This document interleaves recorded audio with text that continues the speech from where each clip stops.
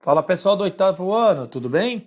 Voltando, né, agora já para o terceiro bi, muito mais que o terceiro bi, vamos iniciar com a nossa parte prática, né? Como eu sempre falo aqui para vocês, da importância de se manter essa questão da parte prática, de quanto isso é essencial para vocês formatarem o corpo adulto de vocês, já que vocês estão nesse processo de desenvolvimento, de evolução, deixando o corpo infantil para estruturar o corpo adulto. E a atividade física é o pilar essencial, fundamental para que isso ocorra. Né? Então, vamos a essa parte prática. Então, um planejamento, a gente mantém a mesma questão de estático, isométrico e dinâmico, nos 30 segundos na isometria, na porção estática, e 15 repetições na questão quando tem movimento. Lembra que eu já deixei bonitinho, o que tem contorno em vermelho é estático, ou seja, paradinho, o que tem contorno azul é dinâmico, ou seja, tem movimento. Certo? Lembra também, para ficar mais bacana, põe uma música ao seu gosto, chama teu pai, chama tua mãe, chama teu papagaio, chama teu cachorro, chama quem você quiser, para que você faça as atividades, para que se torne mais prazeroso, e também você arrasta aí todo mundo para uma coisa muito bacana, que é fazer atividade física nesse período de isolamento que está bem cruel para todo mundo. Tá bom? Então, voltando, começando aqui na questão da nossa estrelinha, já deixei a estrelinha bonitinha, é a cadeirinha, lembra dos 90 graus da perna, segurou 30 segundos, pula para a próxima, o stiff unilateral, unipodal, ou seja, com uma perna, e a perna sempre trocada da mão. Então, se perna direita está no chão, mão esquerda vai ao solo, certo? 15 repetições cada um. Passando, mantém a posição de avião por 30 segundos numa perna, depois 30 segundos na outra perna, e vamos a uma variação que eu trouxe para vocês de abdômen, certo? Que eles chamam aqui, numa situação de ciclista, outros chamam de canivete, enfim, tem algumas denominações, mas o mais importante é você manter as suas pernas erguidas nessa posição e você tentar tocar, encostar o seu cotovelo ao seu joelho. Por quê? Eu vou fazer uma baita contração no meu abdômen e vou acabar trabalhando ele numa intensidade maior, certo? Então, sempre trocado. Cotovelo direito no joelho esquerdo e cotovelo esquerdo no joelho direito, certo? 15 repetições para cada lado, conjugando 30 repetições. Depois disso, já fica nessa posição, eleva o seu quadril, segura lá por 30 segundinhos e vira. Vira, vira, vira, vira, virou.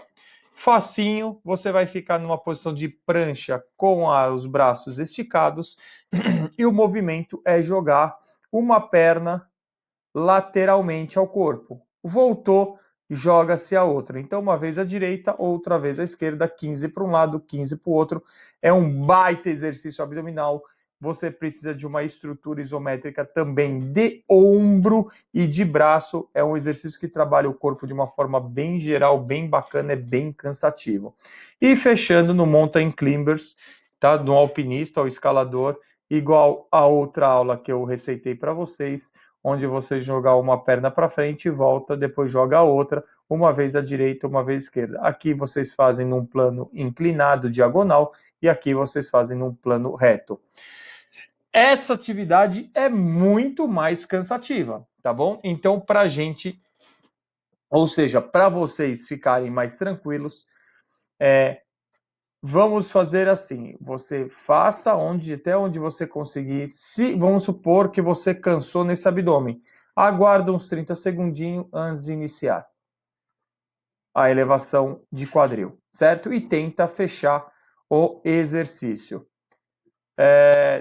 O desafio para você, o desafio que eu deixo para você é você tentar fechar pelo menos uma série desse circuito. Ah, professor, para mim foi de boa, vou para a segunda. Vai embora então, não perde tempo não. Ah, professor, foi de boa a segunda, vou para a terceira. Vai de novo. Aí você tenta encontrar seu limite. Mas se nessa primeira passagem você já cansou, porque eu aumentei bem a intensidade, e nesse cansaço você teve que parar uns 30 segundinhos antes do próximo exercício, não tem problema. O intuito é tentar fechar pelo menos uma passagem desse circuito que eu estou propondo aqui para vocês. Tá bom? Fechado?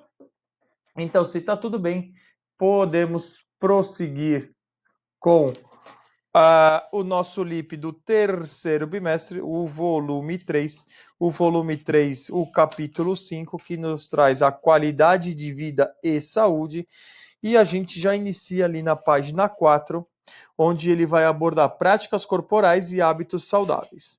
Ao longo do ensino fundamental, você pôde conhecer diversas práticas corporais que são classificadas como jogos, esportes, danças, ginásticas, práticas corporais de aventura ou lutas. Você viu também que essas práticas têm regras, dinâmicas e características que as diferenciam. Relembre tudo que você já estudou nos capítulos anteriores e, com os colegas e o professor, preencha o quadro abaixo. Então, esse quadro abaixo que vocês vão preencher é o que eu estou trazendo aqui em forma de slide para vocês, para facilitar a vida de vocês. Então, por gentileza, copiem. Então, vamos lá. Quadro. Primeiro, tipo de prática, jogos. Características principais. Anota aí. Atividades com regras que podem ser alteradas pelo grupo. Nem sempre tem vencedores e perdedores. Opa, como assim, professor? Nem sempre tem vencedores e perdedores. Eu vou te dar um exemplo muito claro, que é a questão do frescobol, né? Do tênis de praia. O que acontece com o frescobol? Não tem vencedor, porque um jogador depende do outro para poder dar continuidade à partida. Por isso que não há vencedor. Tá? Esse é um dos exemplos de algum jogo que não há vencedor e nem perdedor. Exemplos de jogos, aí tem todos os jogos tradicionais e os jogos eletrônicos. Segundo, tipo de prática, esportes. Práticas com regras fixas e determinadas internacionalmente, ou seja, eu posso assistir o futebol aqui no Brasil, como posso assistir o futebol lá na Itália, as regras são as mesmas. Devem ter competição, vencedores e perdedores. Aí nós estamos falando realmente de esportes que tem esse fator primordial que é o competitivo. Exemplos: basquete, futebol, futsal, handebol, vôlei e etc. Na parte das ginásticas, práticas corporais que avaliam os gestos motores e a qualidade do movimento. Podem ser competitivas ou não, né? Então, muitas questões das ginásticas, elas não são competitivas. Então, o primeiro exemplo está logo ali, ginásticas para todos. Então, a gente pode ver aquelas ginásticas que são feitas para os idosos, elas não são competitivas, é apenas por uma qualidade de vida. Ou ginásticas para adultos, né? Onde os adultos também vão buscar uma qualidade de vida, uma melhora do seu organismo. Então, é um tipo de ginástica que ela não é competitiva.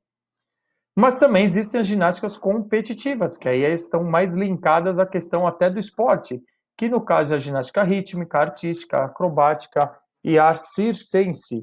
Tirando a circense, a ritmo artística e acrobática, a gente vê até em questões de serem esportes olímpicos. Danças, atividades que envolvem ritmo, música e coreografia, podem representar uma cultura específica, né? Então existem danças que são da cultura espanhola, da cultura italiana, da cultura japonesa e assim vai. Então alguns exemplos seriam as danças populares, o balé e etc. Lutas, práticas que envolvem gestos específicos com o objetivo de desequilibrar, imobilizar ou excluir o adversário. Podem ter relação com as culturas locais. Como, por exemplo, a capoeira é uma luta que ela tem uma correlação com a cultura brasileira, africana e brasileira. O judô, totalmente japonesa. O karatê, também japonesa. O boxe, existe o boxe tailandês, existe o boxe americano e assim vamos, tá? Então, muitas vezes, o tipo de luta tem muito a ver com a sua origem e a origem está na cultura do seu povo, muitas vezes.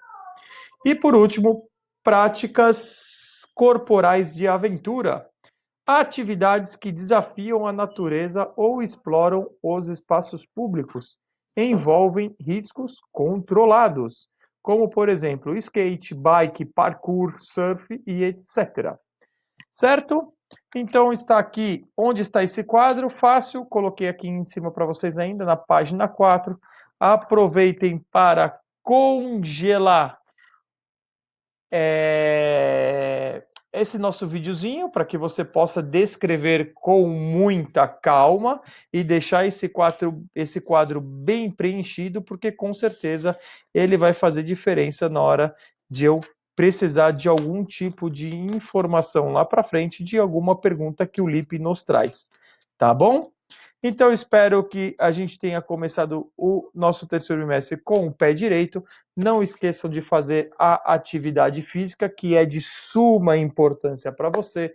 Ponha uma musiquinha, chama a família, faz em grupo, vai ser muito bacana, tá bom? Eu fico por aqui, deixo um beijão e um abraço a todo mundo. Fiquem com Deus e até a semana que vem.